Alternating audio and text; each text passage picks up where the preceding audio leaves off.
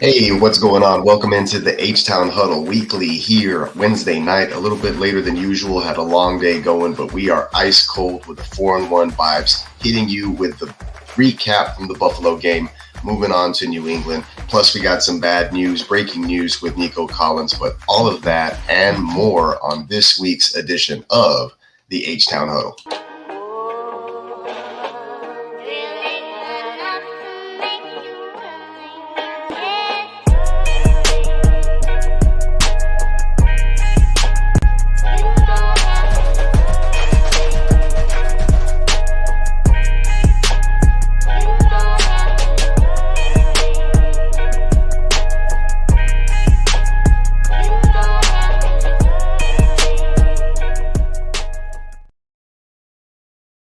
Hey, and as I mentioned, appreciate everybody for being here with me on the late Wednesday night, a little bit later than usual, but you can catch the H Town Huddle every Wednesday night, 8:30 p.m. Central Time per usual. But like I said, just a little bit late today. I had a long day at work, but we're getting through it just like the way the Houston Texans got through last week's game with Buffalo at home. But like I mentioned last week, if you guys didn't catch that, we did break out the H-Town Blue unis, which was awesome to see. The first time the Texans did that in team history, right? And so they were able to take care of business at home, jumped out to a great early lead early on, taking care of business, doing what they do, looking really smooth right out the gate. And then that building up into a 17-3 halftime lead.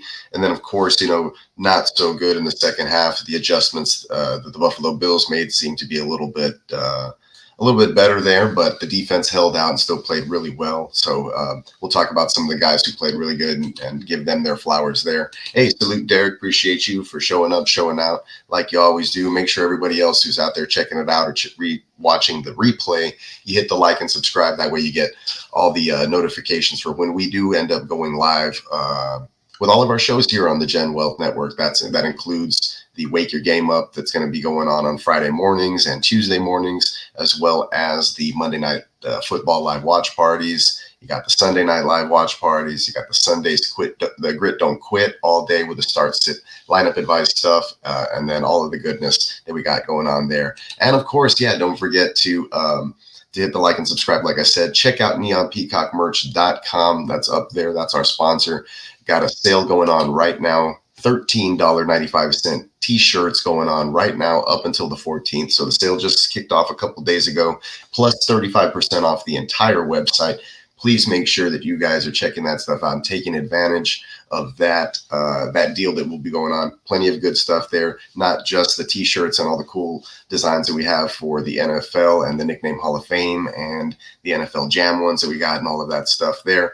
But you can grab, 35% off of mugs, blankets, throw pillows, which I would suggest that's a really cool one.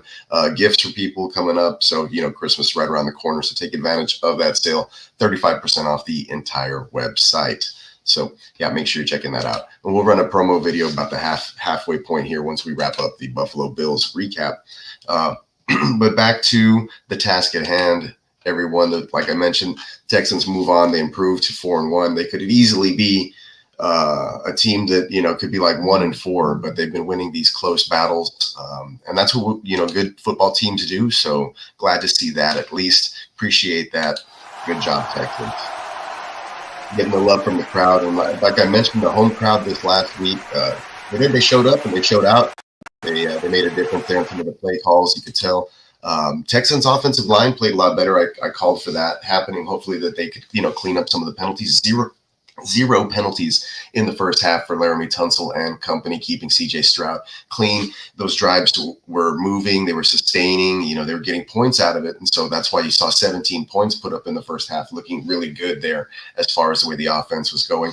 Second half, though, adjustments were made. The offense didn't quite necessarily keep it as clean. I think there was like 6 or 7 penalties in the second half. So it was a tale of two halves. Texans got to put it all together, play 4 quarters of complete complementary football, but much better stuff that you saw in the return game with Robert Woods as opposed to Steven Sims, gifting away the football. Although Woods did field a couple of punts inside the 5-yard line, which you got to let those go over your head and bounce into the end zone, hopefully. But he also did have 2 returns that set up the Texans nicely that ended up leading to scoring points on those particular drives. So, it was just good to have a veteran presence there.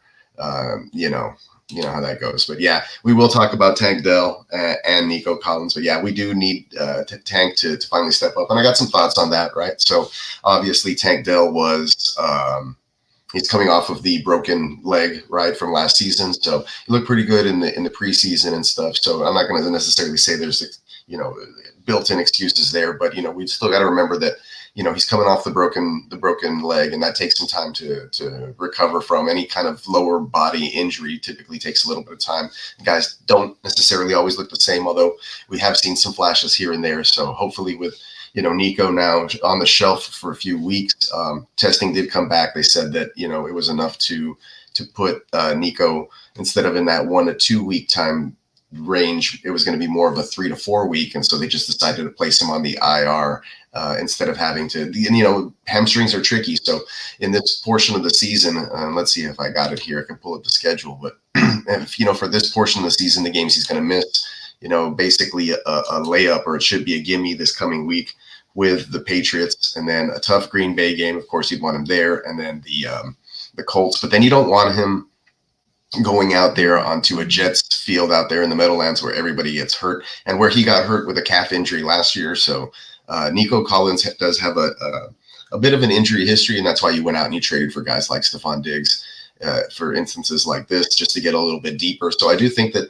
the team has a lot of depth in the position. They don't need to necessarily go out and try to trade for anybody or anything like that. So I think that, they'll be just fine. Like you said, though, we do need to see these other players step up in the absence of Nico Collins. And it's not going to be easy because Nico's stats were, pretty ridiculous. I think I had them somewhere. Oh, shoot. I didn't upload them. Hold on. They're here somewhere. I did have I thought I had his stats for the entire season up here, but everybody knows that he was leading the NFL as far as the yardage is concerned. Documents, downloads. It would have been in this folder, but regardless, I don't know where they went. That's weird. But anyways, regardless, like I said, Nico. Not one guy's going to replace him, right? But hopefully we'll see an uptick in targets for guys like Tank Dell, who's only seeing like 4 or 5 targets a game. Dalton Schultz over the middle as well. A lot of the passes have been going to the backs, which is not something the Texans are known to do. So, but like I said, going back to the schedule, you probably get Nico Collins here for that Thursday night game versus the Lions. So instead of trying to have him kind of rush back in either between the Colts or the Jets here and maybe re-injure himself or tweak something, you want him back for that tougher part of the schedule. There should be the tougher part of the schedule there between teams like the Lions and Cowboys, right? And then the further half of the season, and then he gets that nice bye week again before the schedule continues. So I think this is a pretty decent, smart move. I'm not completely devastated as a Houston Texans fan by this. Like I said, this is why you went out and you got guys like Stephon Diggs, and now you hope that Tank Dell returns to form like he was last season and plays a complimentary role on the outside there. So I think that they should be okay. But yeah. True. Let's see. You keep forgetting about his leg. Yeah. So not only that, right? So he had the leg that he's mending from. Then he got shot right over the off season, and then he got hurt. And this last game he came back from a chest and wrist injury where he got smacked, in that game versus the Vikings. So so he missed that Jaguars game, which should have been a good coming out party. And Nico just ended up exploding and doubling up in targets and all that. But yeah, I think Nico has close to 570 yards or something like that, just off the top of my head. So that's the thing, the injuries are starting to mount up. So let's go and take a look at the injury report. That didn't load either. Where did these save to? Oh, geez. I got to find that folder. See, and that's what happens when you're working late. And where did these save to? That's kind of crazy. Maybe all files? There you go. There they are. injury report. Kyrie Fairbairn here. This one. Hopefully these are supported. Nico's stats. There you go. Let's upload all these if we can. Perfect. Sometimes the computer will say certain files or whatever, and I had saved these as, I don't know, random other extensions. Who knows? Anyways, so there was something I wanted to pull up. Oh, here we go. So here's some of the injury. Here's some of the injury stuff, and this is from my man Jordan Pun out there in Houston. Shout out to this guy. He's really good on the stats and breaking down film. He kind of doesn't do this a lot anymore, but he'll still tweet every now and then. But these are the guys that the Texans are currently without at the moment, and this is kind of goes back to like last year. They were, just putting next man up mentality. Whoever's out there, try to make do with it. And so this is going to be one of the things. And so no, Mixon is not back at the moment. He wasn't at practice. I'll pull up the official injury report here in a second. There you go. And so there it is. Derek Barnett, shoulder, didn't practice. Diggs got rest, right? You're going to need him. So he didn't practice, just the rest day for the vet. Kenyon Green didn't practice with the knee. That may be a good thing, to be honest, because Blake Fisher came in and played pretty darn well this last week when Titus Howard got hurt. Titus Howard dealing with a hamstring injury as well. Kamari Lassiter didn't practice with a shoulder. That's not good. He played fairly well except for that one play where I believe Keon Coleman was able to break a tackle and take it to the house. But if you take that away, I think he would have allowed like 30 or 20 yards on six completions underneath or something like that, or six targets. So he's been playing well for a rookie corner. Let's see, Kurt Heinisch was full. That's good. We've got him back from IR, so there's some depth there on the defensive line. Joe Mixon still not practicing with the ankle. Like, geez, I don't know what's happening there. They should have put him on IR if they're going to be doing this at this point. 2 weeks ago, and this is the thing, 2 weeks ago, he looked fine. I saw video of him out there on a Friday practice looking like he was going to try to suit up for the Jaguars game, and then he's not out there again. So holding him out, we are going to get Dameon Pierce back. I picked him up in one place over Cam Akers. I don't know if it's a good move or not, to be honest with you, because Cam Akers does look like a better runner, to be honest. They're just not giving him a full workload because they're using Dare in the passing game. So in full PPR leagues, to me, it's still Dare, but now this muddies the water with Dameon Pierce back. So it's another wait and see freaking week as far as the backfield is concerned for fantasy purposes there. But Dameon Pierce, like I said, he was back. He was limited. He is expected to play. Delshon Phillips was limited. He's a backup linebacker. Nothing to worry about there because Azeez Al-Shaair and H2 have been playing out of their minds. We still haven't seen Christian Harris or know if he's going to be coming back. He's basically like a week-to-week type of thing as well. Jimmy Ward, the Texans just can't have nice things. He didn't practice with a groin issue. Laramie Tunsil didn't practice with an ankle issue, but I think that goes back to him just being an old vet that's going to get Wednesdays off from now on. We're going to see a do not practice, then a limited, then a full on Friday, and then he'll suit up. And then Robert Woods' foot didn't practice, and that's probably, he's probably dealing with some foot soreness or something. He's like a 32-year-old wide receiver or something of that nature. So that's what we're dealing with right now, but it's week 5, and that's what happens. Hey, shout out to Bogart. He says, are we firing up the goon with a spoon? I feel like this is actually a big killer Cam game unless Mixon can make it back to on the other side. I mean, Mayday could make it a game on the other side. Yeah, Mayday, Drake, you mean? Not Drake. The sacrificial lamb, as I like to call him, Drake. Where is he? Here he is. The sacrificial lamb. So yeah, the Patriots will be starting the sacrificial lamb versus the Texans, who the Texans have one of the highest QB pressure rates in the NFL, and the Patriots allow the highest QB pressure rate in the NFL. So it's going to be bad for Drake May come Sunday. So that's why, given the news with Nico Collins and all this happening, I mean, might as well put him on IR now. Get this stuff kind of, out of the way.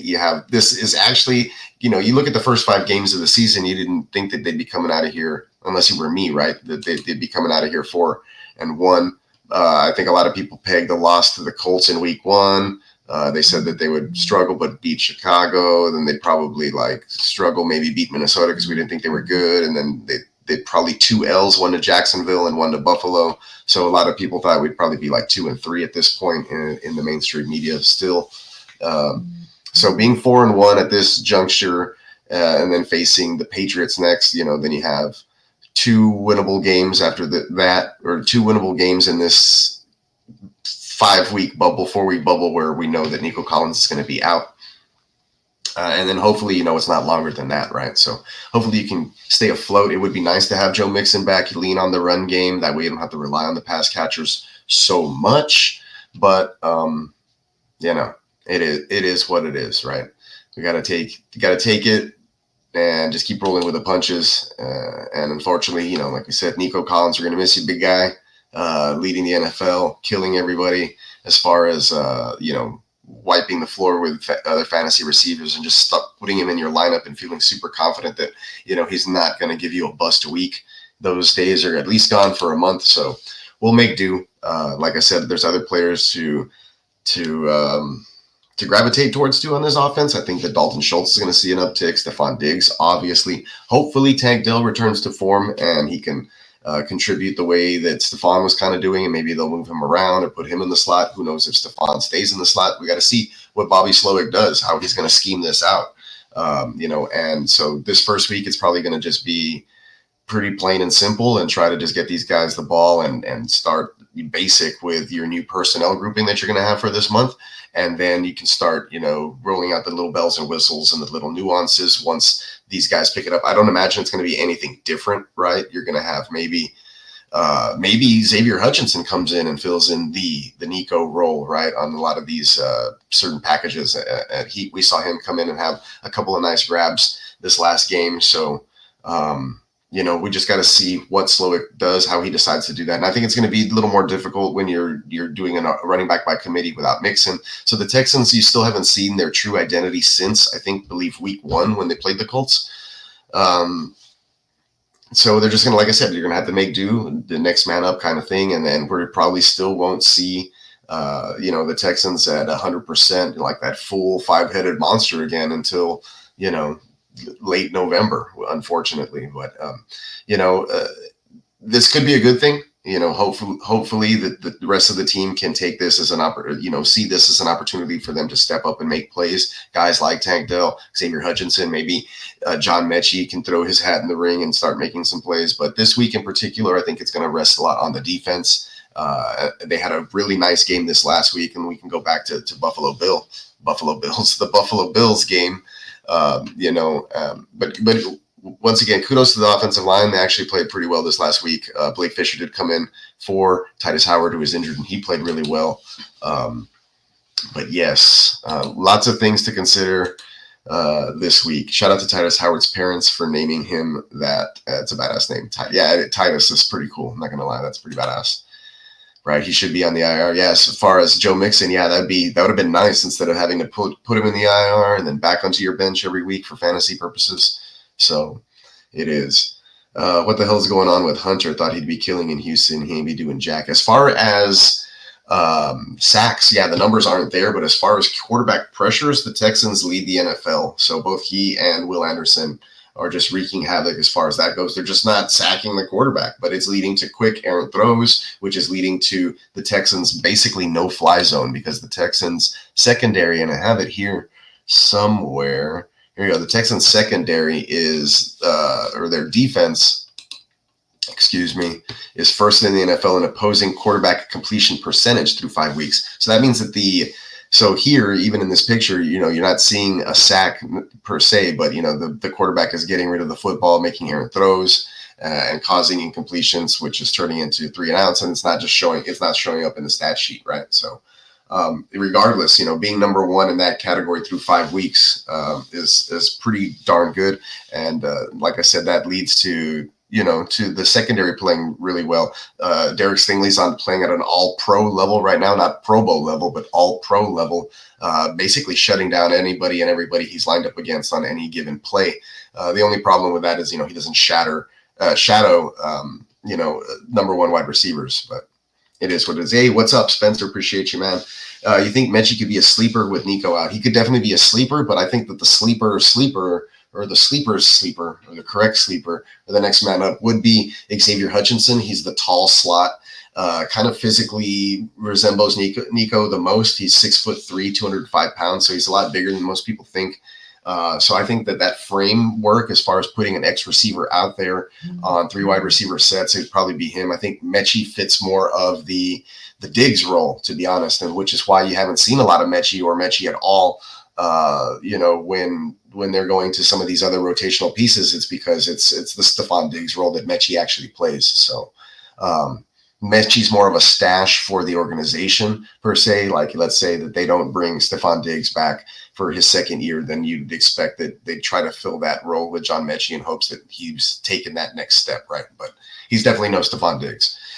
And Stephon Diggs is still playing, I think, at a high level, elite level. Maybe not his number one, but like a number one wide receiver level. But now that Nico Collins is out of the picture, he's going to have to probably be thrust back in that position. And that's probably good for Stephon Diggs' ego, right? So, and if we can have him be that guy and be go-to the way that Nico was and make clutch catches on the sidelines or in traffic and things of that nature, then that'll be great. I think the Tank is going to be still the field stretcher, and they'll use him a lot more. They were using both he and Nico a lot in that same respect, but Collins' eye was drawing more to Nico. He's the bigger receiver, and so why not bigger catch radius? It's with a higher chance of getting that ball to him completed. So why not take the shot at him as opposed to Tank, who may be a few yards further downfield and drawing a safety over the top coverage and things of that.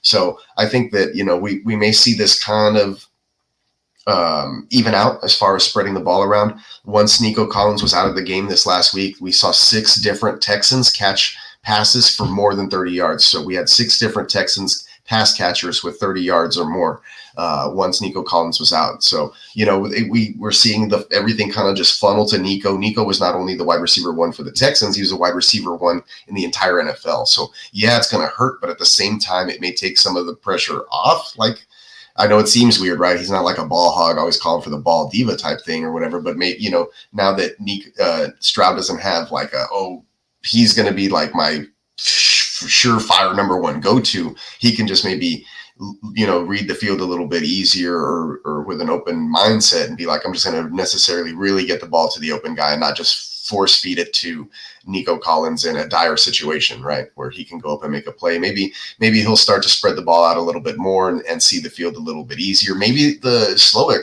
won't be pressured to have Nico Collins be the number 1 read on every single play, right? Maybe we can just come out and have the play develop, and the read is what the read is, and other pass catchers can be the number 1 read in this offense, which I would like to see, a design play where, you look downfield and Tank Dell is your X receiver or Hutchinson's your X receiver, and that's your number 1 read on a deep in crossing route or whatever it is, right? And then you can check it down to Diggs over the middle or Dalton Schultz or whatever it is popping off to the side. So, they do need to get the run game going, though. That's a big thing. With Mixon still missing time, it's going to be tough. I think that's a big key that's been missing since week 1, and which is why we haven't seen this passing attack really flourish. Now with Nico out, like I said, maybe spread the ball out a little bit more, but now it's just everybody. Luckily, the opponent in front of them next week is the lowly New England Patriots. Here's a good, cool, fun nugget for everybody. The Texans have never won in New England, so this would be the first time. A lot of pressure on that. It feels almost like a trap game. It's a trap. So we'll see how that goes. Hey, what's up, Steamboat Joe? Appreciate you, man. Wooly bully. Yes, sir. And Nico Collins plays bully ball, right? So we're going to miss that physical aspect of that as well. So like I said, having the 6'3", 205-pound Iowa State Xavier Hutchinson step in, I think might work, in the offense if they're going to be doing that and rolling with him in 3 wide receiver sets. Now they could change, right? And we could see a lot of 11 personnel and it's just Tank and Diggs, so who knows, right? Who knows? But like I said, it's up to Slowick to kind of design and scheme something for this next month. Now that he knows Nico Collins is not in the offensive playbook for this next month. So are things going to change, or is it just plug and play and we're going to next guy up? Or, does the scheme kind of change around what you have in your personnel grouping, right? And so I'd imagine that it's going to be a little bit more of the latter, and hopefully we get to see, like I said, a distribution of the ball go out and more fantasy relevant games for not just one receiver, right, but, everybody else who's involved. And then hopefully we get Joe Mixon back, right? And that we can consolidate the running back carries and targets, and then all of a sudden, boom, the other two receivers and our tight end are off and running, right? But there's an outside chance that Mixon does play Spencer, but it doesn't look good. He's not practicing, did not practice today, according to the injury report. So unfortunately, if we're going to go back to how that's been trending, Mixon misses on Wednesday. He typically, he only got a limited practice in on a Friday 2 weeks ago, and then he's been MIA since. So I don't expect him to be back this week again, which is basically I think he's hitting the 4-week almost. So it's basically like putting him on the IR. I would hope that he is back the following week, though. And I think that the Texans maybe think that they can get this done without him regardless. So we'll see how it is. Before we move on deeper into the New England game, I did want to give Kami Fairbairn his flowers. And there he is with his flowers. He got laid. He was the player of the week, so he did get the H Town player of the week chain. You see it there underneath his lei, which is really cool. But I believe he was also recognized by the NFL. Let's see if I have that one here. As the AFC Special Teams Player of the Week as well. So there you go. Him being a savior to us and kicking his many, many field goals under pressure. He's basically there on the hash. You can see, not the hash, I'm sorry, the half, the 50-yard line logo, the logo at the halfway point of the field. It's been a long day, but there he is kicking another long field goal for the win. He has ice in his veins. The man has done this many, many times before, so warranted to pay him his money this offseason, get him paid and locked in, and you don't have to worry about that stuff. So glad that they did that with him, as well as with Nico. Unfortunately, though, Nico, there's the Nico stats that I was talking about. So PFF grade first, receiving yards third. This is just like his since 2023. Nice. I hadn't even paid attention. Second in receiving yard or receptions, gaining 20 plus yards. Yards per route run second, and he's in the threes, which is pretty crazy. You see that metric, and then his passer rating with targeted is, not too far off from perfect. So, I mean, he's a force to be reckoned with. So that is what the Texans are going to be missing these next 4 weeks. I know that's the huge news that we're all talking about here, but we do expect the likes of Xavier Hutchinson and Tank Dell to hopefully step up. And like I said, maybe mix in some John Mechie. Here's another cool little nugget graphic. Strange but true. The Bengals are 1-4 with a -5 point differential. The Texans are 4-1 with a -12 point differential. So, like I said, this is a team that could very easily have been, I said it at the top of the show, could very easily been 1-4 the other way around. But I think good teams find a way to win. You don't necessarily get lucky, right? You kind of keep yourself in those situations. And when you have 7 and there's any time left on the clock, I always feel extremely confident that he'll just go get the job done and get the win. So there's been times in the past where I was like, how did Deshaun Watson do that? And he had to break a tackle and put somebody in the spin cycle and then bounce off a defender, and the ball had to hit somebody else in the helmet, and he had to get poked in the eye, and then the clouds had to open up and the light from heaven had to shine down on Will Fuller, and then he had to throw the football for all of the Texans just to get a win back in the day. So with CJ Stroud, I feel a little more comfortable that he's just back there. His nickname is Cool Breeze for a reason. He's just sitting back there in the pocket. He knows how to make the read, and he can get it done. And then he can make some magic happen and extend the play as well if he needed to. But I feel a lot more confident now that, given those situations, those close game situations, when it's coming down. And you can talk about the end of this last game, too, where the clock management for the Bills they're standing basically in the shadow of their own end zone, and they throw the ball 3 times. I mean, that was great defense by the Texans. One of those, Lassiter almost has a pick on 2 plays, actually. Murray's on one of those, and the pressure of Aziz Al-Shaair, we didn't even talk about that, but he was questionable on Saturday, extremely ill, throwing up, lost 10 pounds, ended up playing, had 8 tackles, 2 pass breakups, which were almost 2 interceptions. He basically dropped one of them. He should have picked off Josh Allen twice. And he was just all over the place. He was in on the play when Josh Allen got concussed, and then the NFL inexplicably just lets him come out of the blue medical tent and gets right back into the game. But yeah, a win's a win. Nobody's going to care how it happened, who was there, who was playing necessarily, what players were missing. When you look back on it, it's like, oh yeah, they beat this team, and that's basically all that matters. So 4-1 heading into this week. Like I said, with this a matchup with the Sacrificial Lamb, Drake May Day Parade, but it's going to be tough for him. And here it is. The Patriots' pass protections rank is basically last in the pressure rate, and pretty close to last in sack rate. And then the Texans, like I said, blitz success rate first, sack rate 6. So even though they're not even making a lot of noise, like Derek was saying, they're still way up there as far as the NFL is concerned about making some noise, against opposing quarterbacks. And like I mentioned before, I believe the Texans are first in the NFL in opposing completion percentage for quarterbacks. So the Patriots are doing a real cool thing and rolling out their rookie versus probably the worst defense to do it against. So that's tough. That's very tough. So pray for this kid. Pray for Drake May.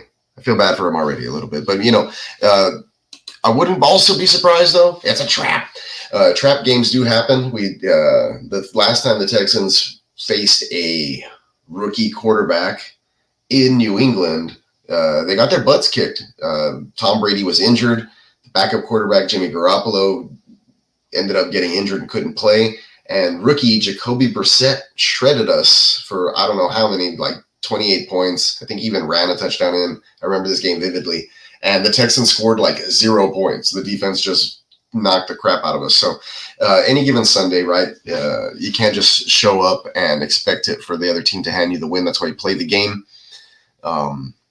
But I do expect this to have a big part, a big factor. And I do think that the Texans defense, no matter how bad the Texans offense may be on the struggle bus there, I do believe that their defense should carry in this game regardless and give the offense plenty of opportunities to try to get things going, try to find a run game, try to find other playmakers other than Nico Collins, and get the win in New England and come back home 5-1, ready to play, or come back home at least to practice and get ready to get back on the bus and head over to Green Bay, right? So it is what it is. Let's see what's going back up here with the chat. I missed a couple of these. Get your point.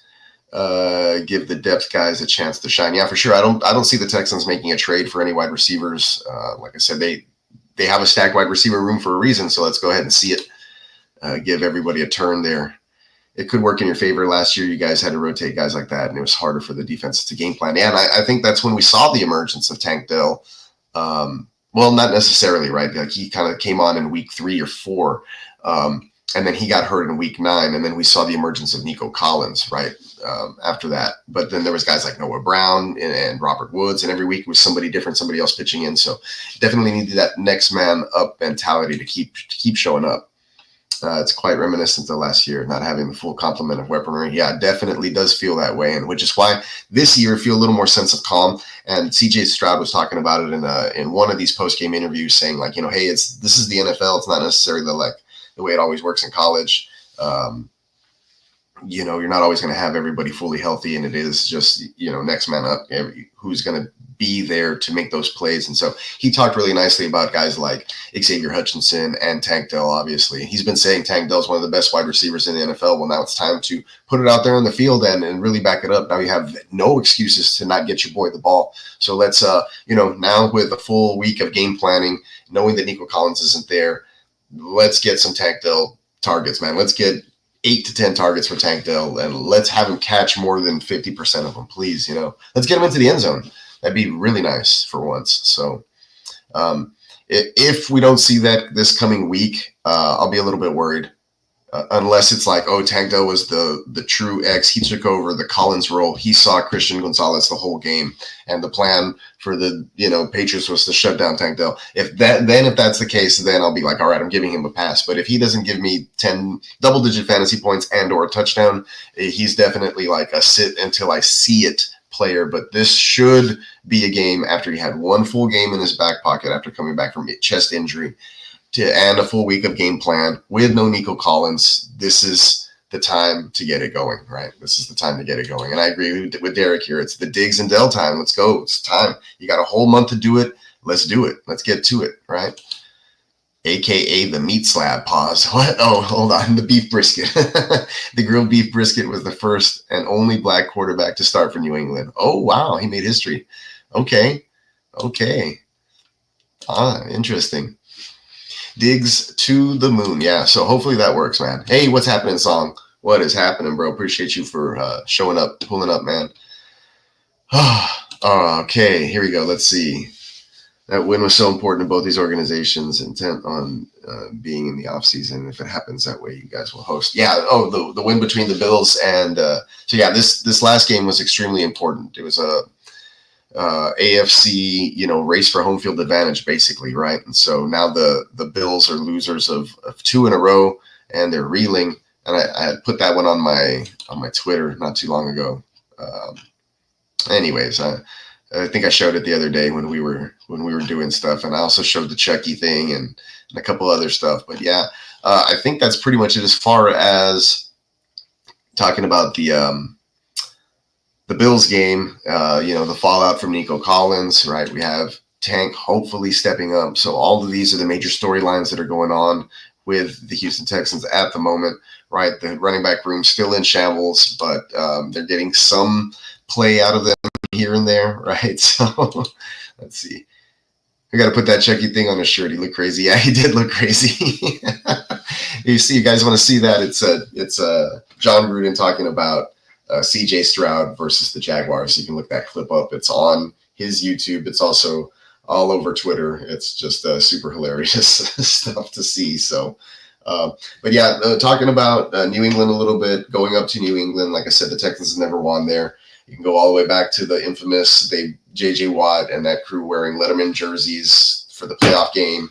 The close playoff loss with, I can't even remember it, with Brock Osweiler as the quarterback. Will Fuller dropping a touchdown pass. So anyways, there's a lot of bad history there with New England. But obviously the big one, the big revenge narrative that nobody's talking about there is Nick Caserio heading back to his old stomping grounds where he won so many Super Bowls with the organization. So now he's going, so he's going back home. He's going back home to New England. I'm sure that, he has some places where he likes to eat and he'll feel, just at home, and he'll tell everybody, what places to check out while they're there, whatnot. But hopefully the Texans, like I said, they get off the plane and they show up on the field and they take care of business. They don't get hurt. You just do what you got to do. You run your basic stuff. You get, your playmakers going early, and then you don't take your foot off the gas, right? And you get home and you get back on the bus and everything's good and you're on to next week. Because like I said, this could become a trap game versus New England, and not very good this year. And typically it's always been the other way around historically. So this is just something that you don't want to, have your sights set on, looking past this. You want to continue the same kind of routine, one step at a time, take care of this opponent in front of you, come back home 5-1 and get prepared for Green Bay the following week. But other than their 2 running backs having fumbling problems, we did see Stevenson break off a nice run this last week. Jalen Polk is somebody there who, we kind of like coming in as a rookie wide receiver coming into the season. Maybe keep your eye on with May. Now he finally gets a start. I don't think this is the time to be super confident in firing up a Jalen Polk in your fantasy lineups, although he had a decent week last week, I believe. But yeah, those are just things I'd be watch. I guess Hunter Henry is probably another person to watch there. But like if you're playing guys on the New England side, then you're probably only playing Stevenson, and you were pretty skeptical this last week. But I think that he's fine. Antonio Gibson actually had higher yards per carry, if I'm not mistaken. But like I said, he's still the incumbent RB2 over there. Unfortunately, I picked him up hoping that he'd get that start and just overtake the entire backfield. But Stevenson had a bounce back game. They said, you're going to get benched. No, you're not. Wink, wink. And so he was able to still hold on to his starting role over there, I believe. So that would be the only solid play in fantasy. I think you could possibly flex Gibson, but the Texans do not allow much yardage to running backs. They saw him semi-bottle up James Cook, although he found the end zone. But I believe if it wasn't for that, he wouldn't have had many rushing yards or points, right? So him falling into the end zone really helped. Not necessarily falling in. He worked hard for that touchdown. I believe it was like an 8 or 7 yarder, but still. Still, they, like I said, I think they allowed maybe like 50 or so yards. You can pull up the James Cook rushing line. But yeah, they don't do much on the ground, running backs, that is, versus the Texans defense as well. Texans actually have a stout defense. Numbers are starting to show it. I think if the offense can stop turning the ball over, I know CJ's threw for over 300 yards. He did have a pick late in the game, plus a fumble on 2 drives where they could have just put the game out of reach completely. They allowed the Bills to not only tie it, but actually come back and have a chance to win. Unfortunately, the Bills' stupid-ass clock management towards the end of the game gave CJ Stroud, I think, like 38 seconds or 40 seconds. We know that if you give CJ Stroud like 25 seconds and a timeout, that's still too much time for him to move the football down the field and get a field goal. And that's how they ended up winning. Thank you, Kaimi Fairbairn, Player of the Week, like I said in recap. But I don't have much more for you guys on that. I do have a question from the chat, and I'm going to probably use one sound effect tonight, which is good. Let's go ahead and do it. Where's it at? Shit. There they are. I got a question from Song. He says, sit one, Kirk, Dontavian Wicks, or Tolbert?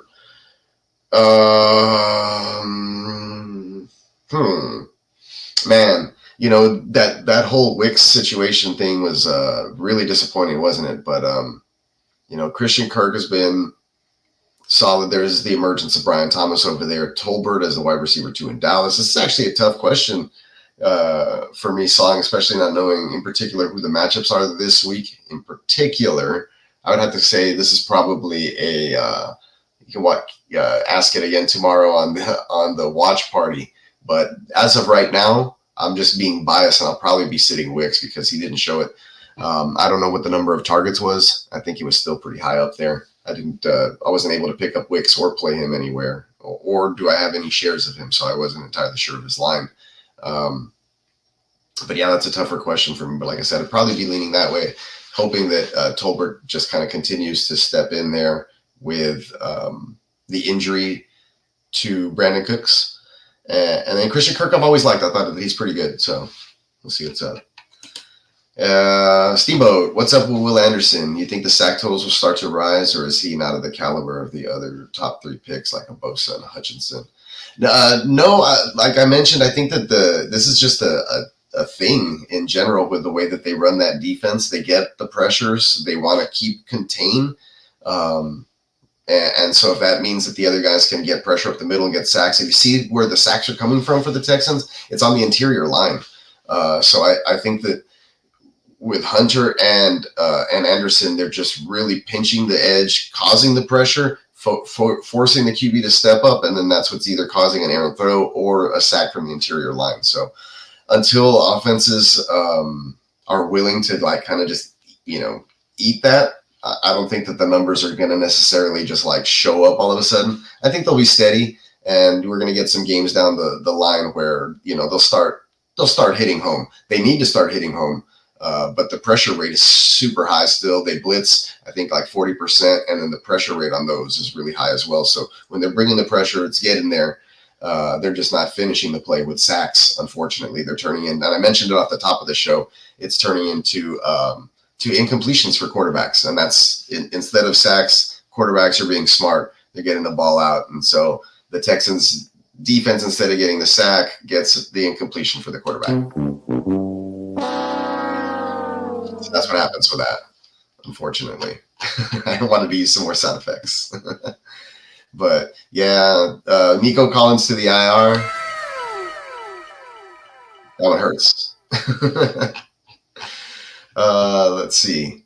We're talking about that completion, the pressures, and Will Anderson. I had the graphic up here. Here it is. So, yeah, they're first in the NFL in opposing quarterback completion percentage through 5 weeks. And there you see it. You know, you have defenders wrapping up the quarterback. Typically, Will Anderson is there bringing some guy down, but the ball is getting out, or, you know, it's been dumped off, or it's an incompletion, or it's been thrown away, or it's an intentional grounding, which I've seen a lot of versus the Texans as well. So I think it's just quarterbacks are being a little smarter about getting rid of the football.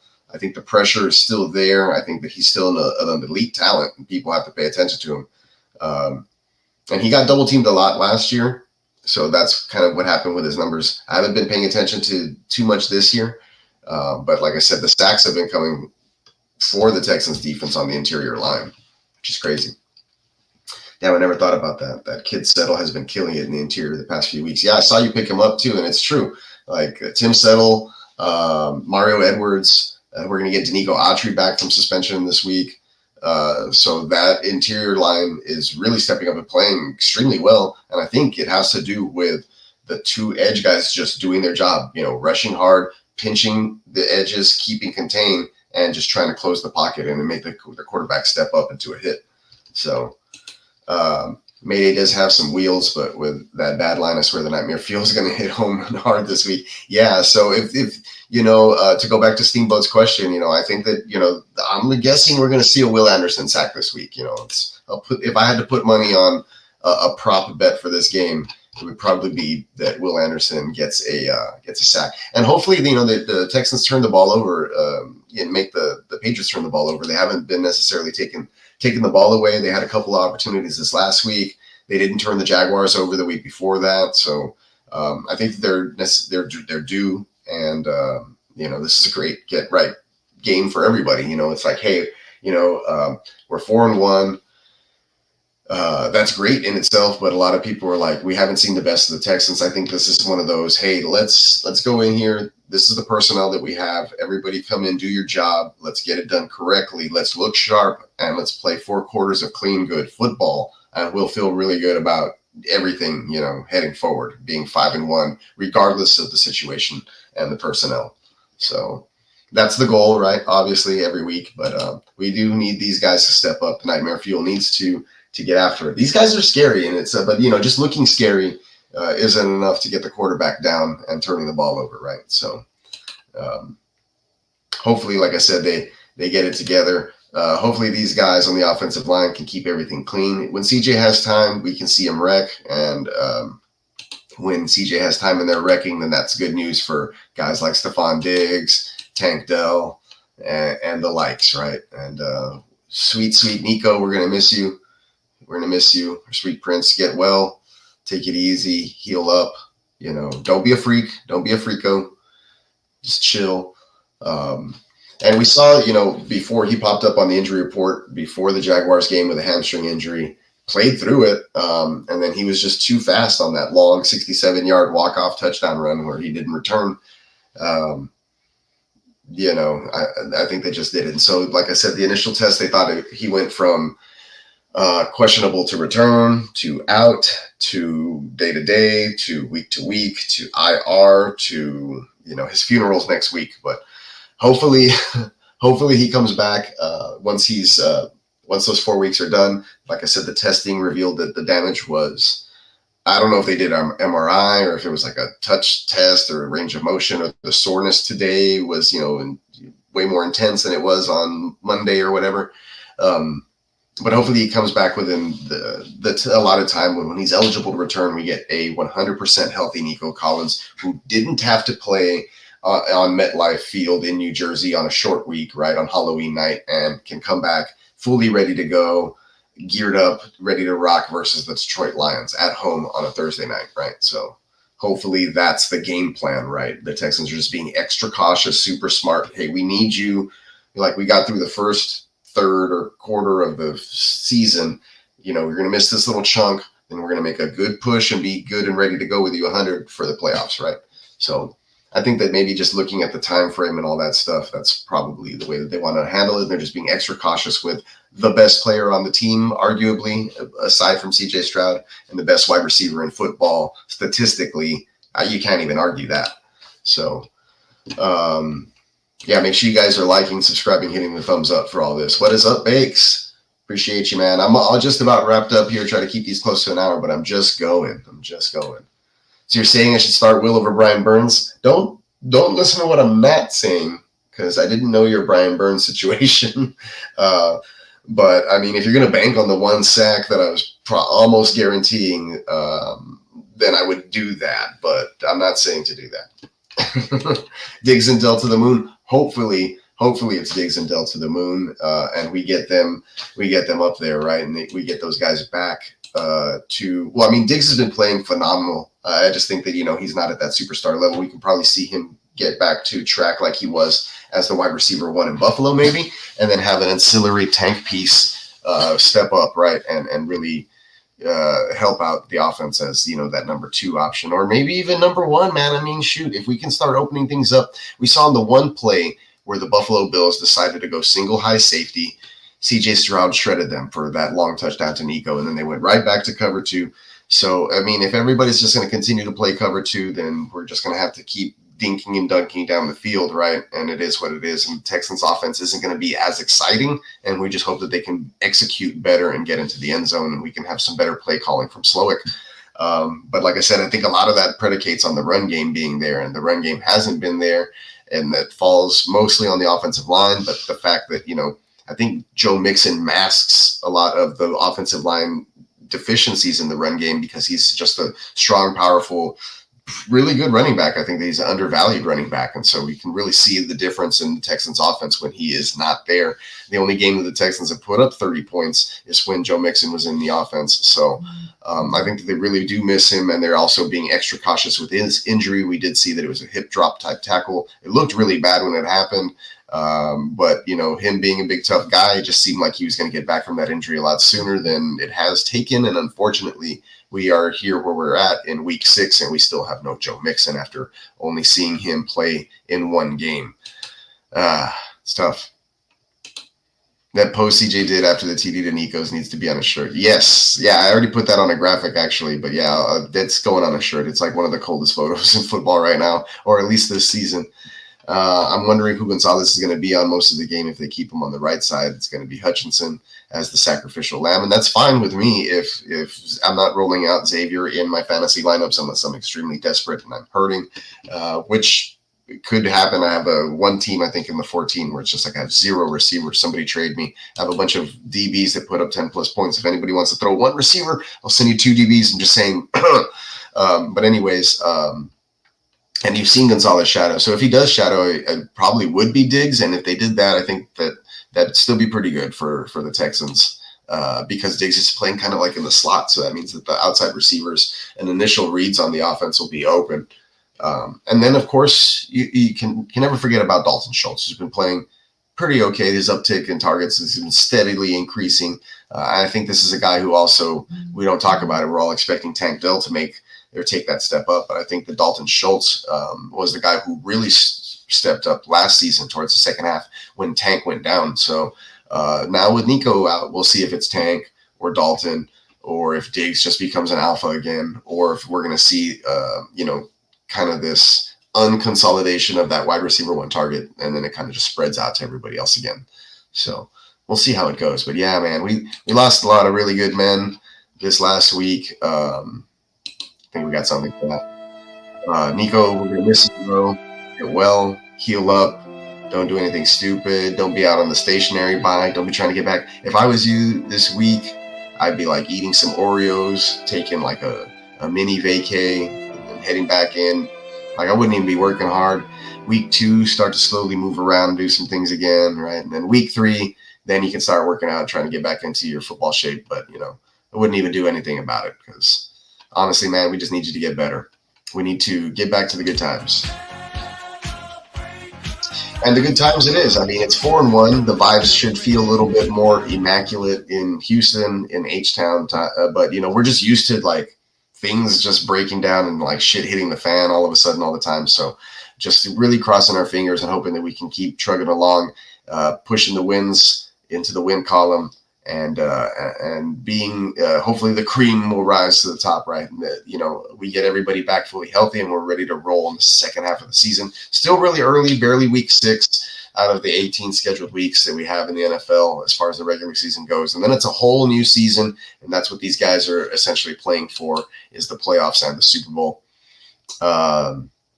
Nico Collins, don't do anything Bogart Scott-Free would do. That's right. Yeah, he should just go to sleep and then wake up in a month. Perfect. Put him in a hyperbaric chamber. We're going to cryogenically freeze him while his hamstring heals. and stem cells and all of that stuff. Because, it's sad. Nobody wants to see this. Texans fans and NFL fans alike, Nico Collins is a wonder to see. He makes amazing catches. It's just really fun to watch play football. And that's because he doesn't really talk a lot. He's a big kind of quiet, dude who just goes about doing his business. And,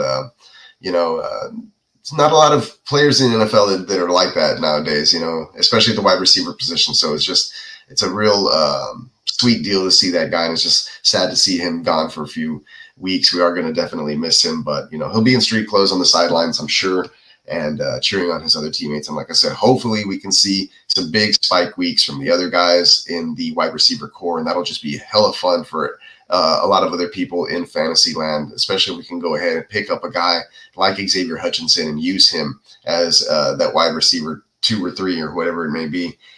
Because, it's always fun when you pick up somebody off the waiver wire and you can start throwing him in your lineups, a la Jawan Jennings and, some of the other waiver wire guys that, ebb and flow into our fantasy lineups. Hey, Lee, appreciate you for showing up, man. Yes, sir. We got the show on. We got to go, and it cooked. We talked Bills. It was a big thing. And 2 weeks ago, I don't know if you guys remember when the Bills completely ransacked the Jaguars and the Texans had just lost to the Vikings 3 weeks ago or whatever it was.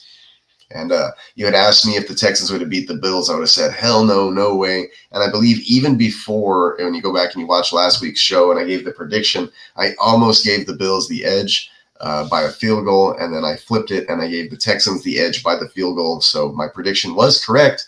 I just believe that I hit the over with my score prediction. I think what did I say? It's like 28-25 was what I had said or something like that, which is slightly lower, but it is what it is. What does Lee have to say for us? Devontae Adams not expected to play for the Raiders. Yeah, his hamstring is it's going to be tight until he gets traded, I'm sure, buddy. Hey, Johnny Mittens, what's going on? If Nico gets bored, I heard Rasheed knows a lot of fun shit to do in Texas. Yeah, let's not have him do any of that stuff. He can come chill at my house. We don't do anything here. Yeah, and here's some more news. Colts, we did lose a lot of good men. Let's get the violin going for all of these guys right here while Lee's dropping it down with us. Colts wide receiver Michael Pittman is dealing with back injury now that he's expected to sideline him multiple weeks. Injured reserve is an option. Very sad news for the Colts. If you're a Colts fan watching the H Town Huddle, appreciate you. Please like and subscribe. I do talk about the Colts, and I don't talk a lot of shit either. I just say it how it is. Anthony Richardson, he is who we thought he is, or at least who I thought he was for fantasy purposes. Undraftable. But Joe Flacco, man, good move there, stealing him away from the Browns. And my prediction, Deshaun Watson will not play much more football for the Browns, and we will see the Jameson Winston. Jameson Winston. Jameson? Is his name Jameson? I already hadn't said his name in a while. It just sounded weird coming out of my mouth. Pause. So driving and listening. Appreciate you, Derek. Appreciate you, man. Yeah, but that's also sad news. I guess A.D. Mitchell would be somebody that you probably want to take a gander at. He's probably floating around on your waiver wire. Although, if it's going to be Anthony Richardson, A.D. Mitchell's probably not your best bet to be throwing into any of your fantasy lineups for redraft purposes. Yeah, that's not the correct answer. But yeah, I'm still irked and kind of sad about this whole Mixon thing.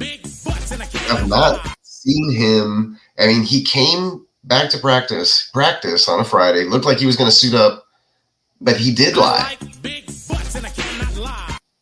He lied about playing, and that's a punishable offense. Oh, I forgot. I was like, what is that? I hit the wrong drop. Error 5. Yeah, I got to get an error sound effect. The robo error from Eurotrip. Error. We'll do that one. That one sounds pretty good.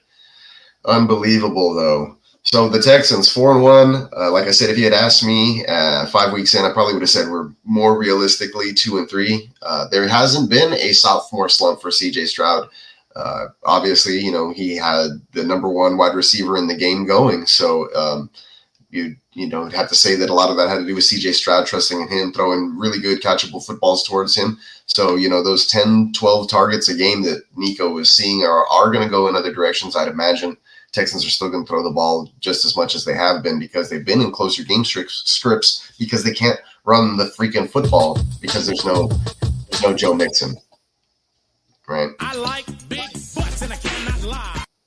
I think I've gone over that a couple of times. But like I said, the offensive line did play a lot better this last week. Penalties were down, 0 penalties in the first half.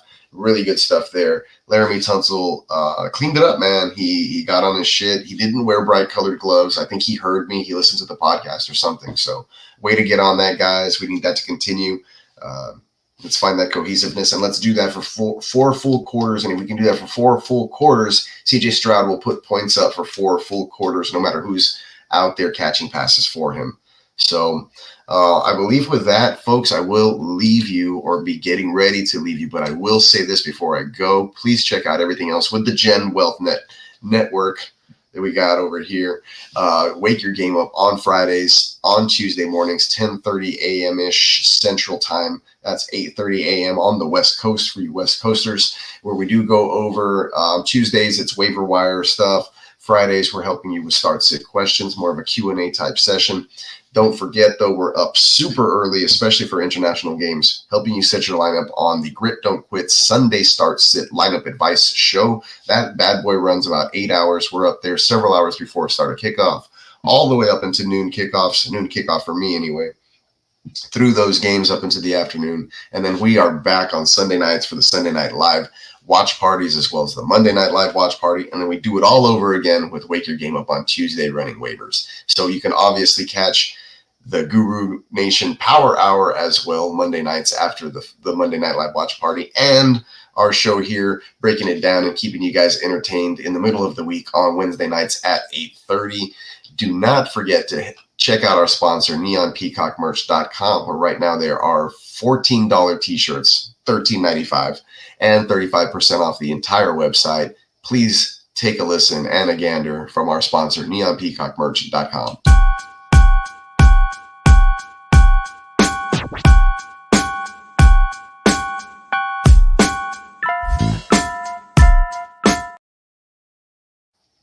Oh, I cut the video short. Sorry. Well, you get the gist. But anyways, I was already jamming. You guys were jamming too. But yeah, go check out the website. No need to run the whole minute-long deal, right? But $13.95 t-shirts. 35% off the entire website. That didn't work.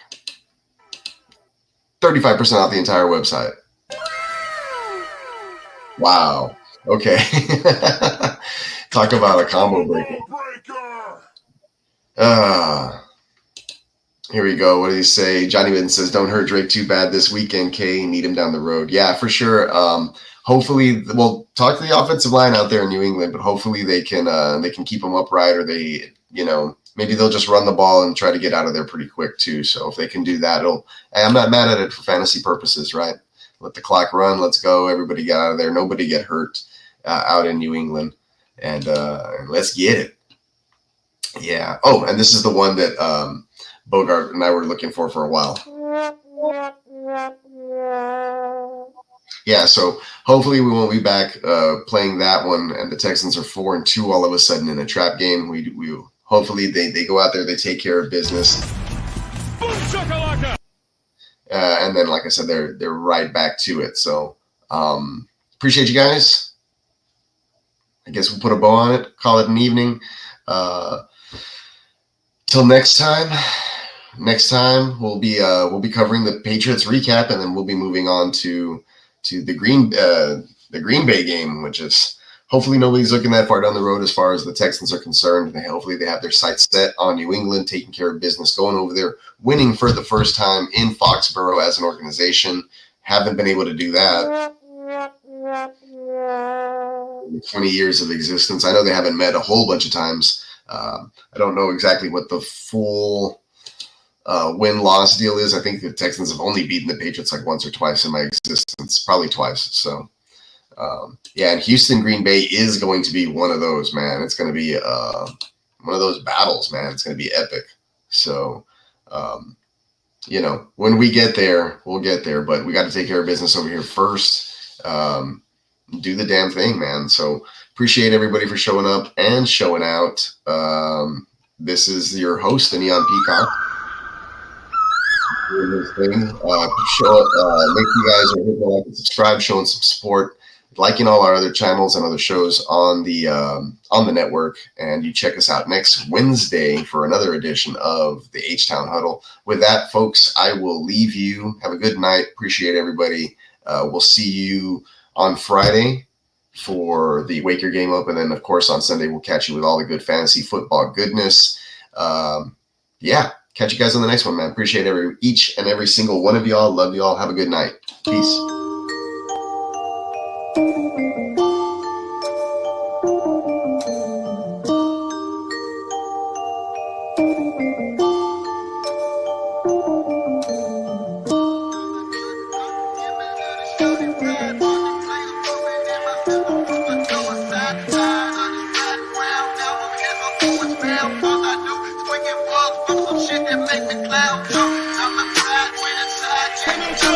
It's special. It's all that practice. We practice off this week, man. Them boys are tired. Let's keep it up this week, man. Texans!